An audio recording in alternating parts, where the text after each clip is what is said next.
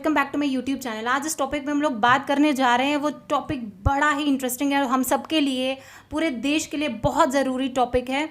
जब वो समझ जाएं कि वुमेन्स एजुकेशन का हमारे देश पे, भारत देश पे क्या इम्पैक्ट पड़ रहा है, तो आज हम वुमेन्स एजुकेशन पे ही बात करने जा रहे हैं।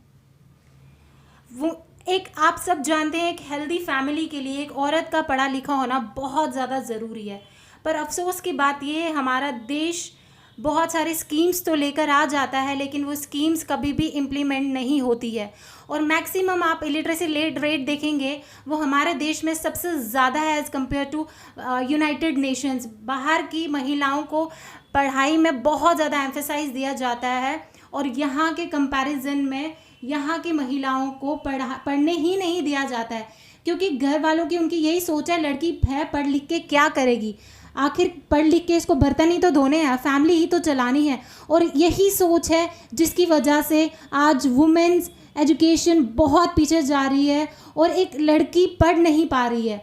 जब एक लड़की पढ़ नहीं पा रही है तो अल्टीमेटली हमारा देश ग्रो कैसे करेगा, क्योंकि हमारे देश के ग्रोथ के लिए आदमी और औरत दोनों का पढ़ा लिखा होना बहुत ज़्यादा ज़रूरी है। पर अफसोस की बात यह है, एक आदमी दिन भर दिन पढ़ता जा रहा है और पढ़ाई के साथ साथ वो हैवान बनता जा रहा है, लेकिन औरत को हमेशा दबाया जा रहा है, उसके टैलेंट को हमेशा दबाया जा रहा है, इसीलिए वो पढ़ नहीं पा रही।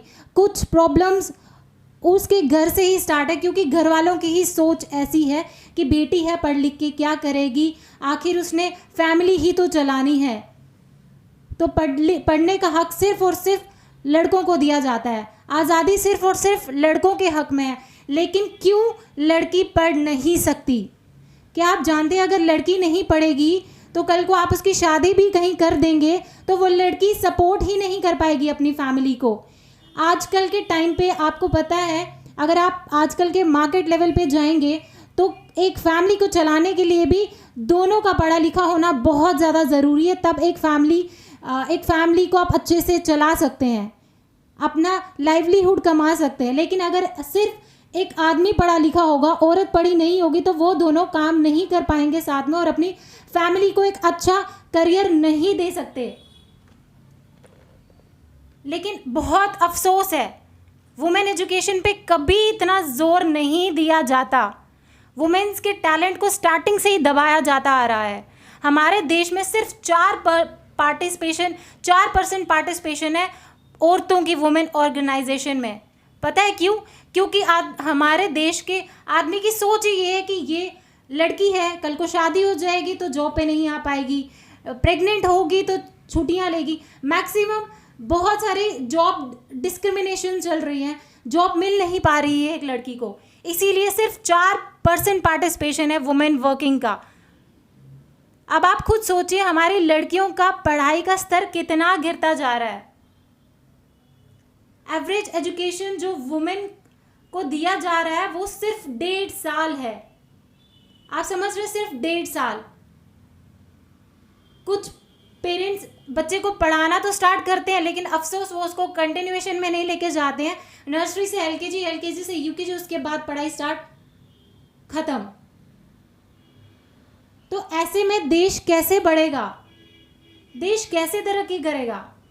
क्या 1.5 साल की पढ़ाई इनफ है पूरी ज़िंदगी को चलाने के लिए, पूरे भारत देश को चलाने के लिए? हमारी मेंटालिटी इतनी वीक और यूजलेस हो गई है, क्योंकि आदमी औरत को अपने बराबर देखना ही नहीं चाहता। एक आदमी हमेशा औरत को अपने पैरों की जूती समझ के रखता है। बट टू बी एक्सक्यूज, जब तक आदमी और औरत की पढ़ाई का रेशियो, जब तक आदमी और औरत की लिटरेसी वैल्यू जो है वो बराबर नहीं हो जाती, तब तक ये देश ग्रो नहीं करेगा। कुछ लड़कियां ऐसी भी हैं जो फैमिली के सपोर्ट से एजुकेशन पा भी लेती हैं और बाहर निकल भी जाती है, बट ये सो कॉल्ड सोसाइटी की सोच इतनी अच्छी है कि ये उन जो औरतें आगे निकल जाती हैं, जो औरतें काम करना चाहती हैं, उनको भी बहुत बुरी नज़र से देखता है। तो हमें अपनी सोच बदलने की ज़रूरत है, ना कि औरतों को अपनी सोच बदलने की ज़रूरत है। अगर बदलने की ज़रूरत है तो हमारे देश को बदलने की ज़रूरत है, हमारी सोच को बदलने की ज़रूरत है। हमेशा औरत को नीची नज़र से देखा जाता है। क्यों? औरत को जीने का हक नहीं है क्या? अगर कल आपने बहुत सारी ऐसी औरतें देखी होंगी जो आज अपने बिजनेस प्लेटफॉर्म्स को बहुत बड़े लेवल पे रन कर रही हैं। कल्पना सरोज जैसे नाम, शहनाज हुसैन जैसे नाम, ये भी तो लड़कियां ही थी। अगर इनको भी पढ़ने नहीं दिया जाता, इनको भी आगे बढ़ने नहीं दिया जाता, तो आज ये भी इतने बड़े प्लेटफॉर्म पे नहीं होती। एक लड़की को सोसाइटी में बहुत हार्डशिप्स फेस करनी पड़ती हैं। बैंक से अगर लोन मांगने जाए एक लड़की, तो उसको बैंक से लोन नहीं मिलता, क्योंकि बैंक में ये प्रॉब्लम उनको रहता है कि पता नहीं ये लड़की है, ये लोन चुका पाएगी या नहीं, ये काम कर पाएगी या नहीं। एक अकेली लड़की अपनी लाइफ को नहीं चला सकती है, क्योंकि उसके पास वैसी फैसिलिटीज़ ही नहीं है। वो कैसे आगे चलाएगी? आप खुद सोचिए, अगर आज के डेट में किसी की शादी करके उसका हस्बैंड मर जाता है, तो उस औरत का क्या? वो पढ़ी लिखी नहीं है, तो वो अपने लिए कैसे कमाएगी? दैट मीन्स वो अपने पति के साथ ही मर गई, क्योंकि वो अब कमाने के लायक नहीं रही। कौन जॉब देगा उसे? अगर वो पढ़ी लिखी नहीं है तो कौन जॉब देगा? कौन नौकरी पे रखेगा उसे? तो आप खुद सोचिए, हमारा भारत देश कहाँ जा रहा है।